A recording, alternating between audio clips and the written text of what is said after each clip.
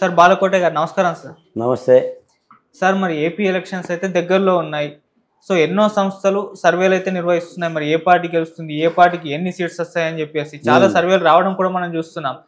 రీసెంట్గా రైజ్ అనే ఒక సంస్థ కూడా సర్వే నిర్వహించింది సార్. ఇందులో చూసుకుంటే టీడీపీ అండ్ జనసేన కలిపి 94 గెలుస్తుందని చెప్తుంది, వైసీపీకి 46. అలాగే వీళ్ళిద్దరి మధ్య టఫ్ ఫైట్ మాత్రం 30 స్థానాలని చెప్తుంది. మరి సర్వే ప్రకారమే రిజల్ట్స్ వచ్చే అవకాశం ఉందా, లేకుంటే ఎలక్షన్స్ నాటికి ఏమన్నా మార్పు చెందే అవకాశం ఉందా? మీ ఒపీనియన్ ఏంటి సార్? సాధారణంగా ఎన్నికల ప్రక్రియలో సర్వేలు జరుగుతాయి. అన్ని సర్వేలని తప్పుపట్టలేం, అన్ని సర్వేలను ఒప్పులు అని చెప్పలేం. అవును. దాదాపుగా సర్వే చేస్తున్న సంస్థల్లో ఎక్కువ శాతం మంది ఆ రాష్ట్ర ప్రజల యొక్క నాడి ఎలా ఉంది, ఓటర్ నాడి ఎలా ఉంది అని ప్రజలకు చెబుదామని ఉద్దేశిస్తే చేస్తాయి. ఇంకా 60 రోజులు ఎన్నికలు ఉన్నాయి. ఈ సర్వేలు కూడా చాలా సులువు అవుతాయి. కాబట్టి ఈ సర్వేల ప్రభావం కూడా ప్రజల మీద ఉంటుంది. వచ్చిన ప్రమాదం ఏంటంటే, నిజాయితీగా సర్వేలు చేసి ఓటర్ పర్సన్ కనుక నిజాయితీగా పరిగణలో తీసుకొని దాన్ని ప్రజలకు చేరవేస్తే ఇబ్బంది లేదు. కానీ పెయిడ్ ఆర్టిస్టులలాగా లేదా ప్రభుత్వానికి బంట్రోతులైపోయి కేవలం వేరే వ్యాపకాలతో ప్రజల యొక్క మదిని మార్చాలి, వాళ్ళ ఓటుని ఛిద్రం చేయాలని చేసే సర్వేలు మూలాన మాత్రం ప్రజాస్వామిక ఎన్నికల్లో కొంత ఇబ్బందికరమైన వాతావరణం ఉంటుంది. ఓకే. సరే, ఇప్పుడు మీరు అన్నట్టుగా జనసేన తెలుగుదేశం పార్టీకి 94, వైసీపీకి 47, అవును, టఫ్ 35. అంటే ఒక విధమైన ఒక సందిగ్ధమైన పరిస్థితి. నీకు ఏ పార్టీ అయినా అధికారంలో రావడానికి 175 అధికారంలో రావాలంటే 88 కావాలి. అవును. 88 అంటే 94 తెలుగుదేశానికి వచ్చింది. అంటే 6 స్థానాలు అధికంగా వచ్చినాయి. అవును. అంటే 6 స్థానాలు లేకపోతే మళ్ళీ వైసీపీ వస్తుందని అర్థం. కేవలం 6 స్థానాలు. అంటే వాళ్ళ సర్వే వాళ్ళకి ఏంటంటే ఆంధ్రప్రదేశ్లో ఉన్న ఒక క్లిష్టమైన పరిస్థితి కనిపించి ఉంటుంటుంది. ఇప్పుడు వాతావరణం అలాగనే ఉంది. ఇప్పుడు ఏంటంటే ఒక విధంగా చెప్పాలంటే అధికార party YCP party Jaganmohan Reddy గారు చాలా స్పష్టంగా ఉన్నారు. అబ్బాయి నేను మిమ్మల్ని కొడుతున్నాను అబ్బాయి అని చెప్తున్నాడు, నేను మిమ్మల్ని తిడుతున్నాను అబ్బాయి అని చెప్తున్నాడు, నా తీరు ఇదే అని చెప్తున్నాడు. చాలా స్పష్టంగా చెప్తున్నారు ప్రజలకి.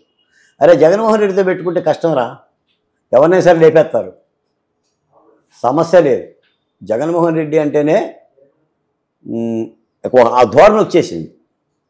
ఇటు ప్రతిపక్ష పార్టీలు అనేసరి జనసేన తెలుగుదేశం కలిసినాయి, ఓకే కలిసినాయి.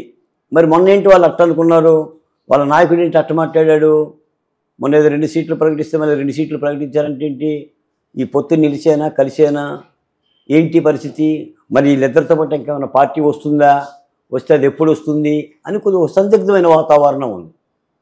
ఈ సందిగ్ధ వాతావరణానికే ఆ 30 స్థానాలు నిదర్శనం అనమాట.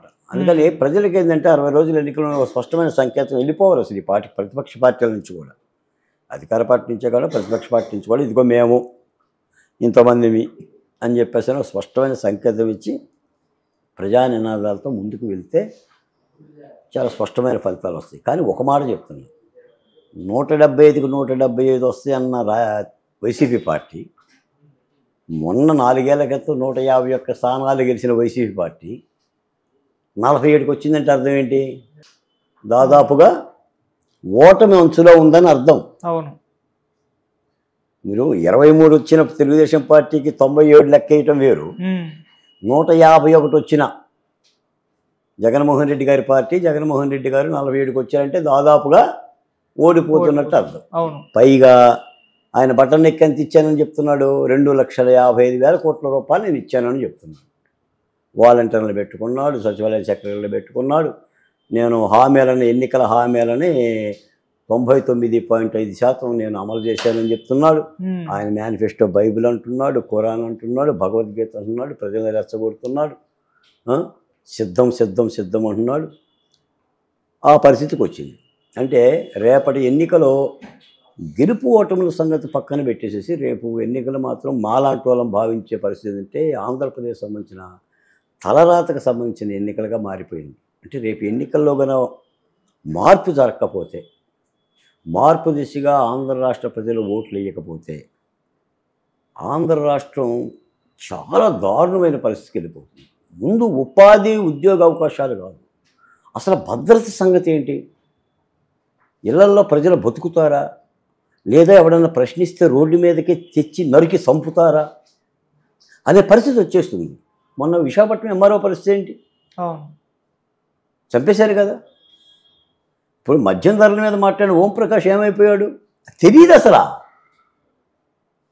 ఆత్మహత్య చేసుకుంది తెలియదు, చంపింది తెలియదు. మీకు 70 సంవత్సరాల రంగనాయకం పరిస్థితి ఏంటి? 70 ఏళ్ళు అమ్మ, ఒక వృద్ధురాలు వాట్సాప్లో మెసేజ్ పెట్టినందుకు అరెస్ట్ చేశారు కదా. అవును. మరి కోడికత్తి సీన్ పరిస్థితి ఏంటి? 5 సంవత్సరాలు 5 మాసాలండి, 1970 రోజులుగా బెయిల్ రాకుండా ఆమె తల్లి సావిత్రమ్మని గవర్నర్ కలిశాను మేము. ఆ సావిత్రమ్మ పరిస్థితి ఏంటి?